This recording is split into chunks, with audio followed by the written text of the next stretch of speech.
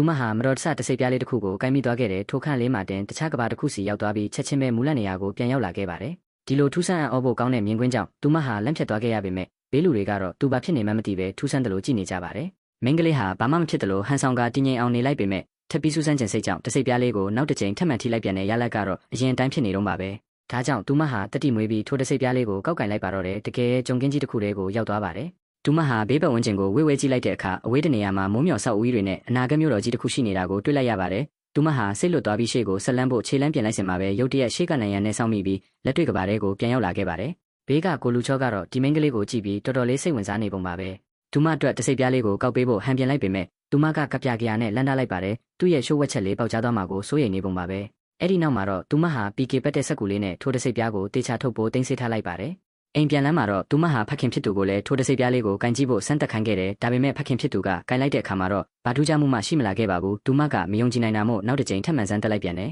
ရလက်ကတော့သူမတယောက်တည်းသာကြုံကင်းကြီးရှိရာစီထပ်မံရောက်ရှိသွားခဲ့ရပြန်ပါတယ်သမီးပြောတာတကယ်မမြင်ရဘူးလားလို့သူမလည်းမေးတော့ဖခင်ဖြစ်သူကသမီးဖြစ်သူကထူးထူးဆန်းဆန်းတွေလုပ်နေတာကိုမြင်ပြီးသူ့ကိုဆန်းနှောက်နေရလို့ထင်ကားတစိပ်ပြားကိုအတင်းလူယူလိုက်ပါတော့တယ်ညစ်နက်တစ်ခေါင်လူချေတိတ်သွားတဲ့အချိန်မှာမိန်းကလေးဟာတစိပ်ပြားလေးကိုထပ်မံထိကန်လိုက်ပြီးထိုကဘာကြီးတဲ့ကိုနောက်တစ်ကြိမ်ထပ်သွားပြန်ပါတယ်သူမလမ်းလျှောက်လိုက်တော့လေကားပေါ်ကနေပြုတ်ကျသွားပါတယ်အဲ့ဒီနောက်တော့သူမဟာအကြံတစ်ခုရသွားပါတယ်အဲ့ဒါကြောင့်ရှေ့ကိုလမ်းလျှောက်မသွားတော့ပဲစက်ပြီးတစီးကိုစီးသွားလိုက်ပြီးထိုမျိုးတော်ကြီးရှိရာရက်ကိုတေချာအောင်မှတ်ပြီးတစိပ်ပြားလေးကိုကန်ကာကွင်းပြင်ကြီးတစ်ခုစီကိုဥတီသွားလိုက်ပါတယ်နောက်တစ်ကြိမ်ထပ်မံထိကန်လိုက်တဲ့အခါမှာတော့သူမဟာအနာဂတ်မျိုးတော်ကြီးရဲ့အလဲကောင်ကိုအောင်မြင်စွာရောက်ရှိသွားပါတော့တယ်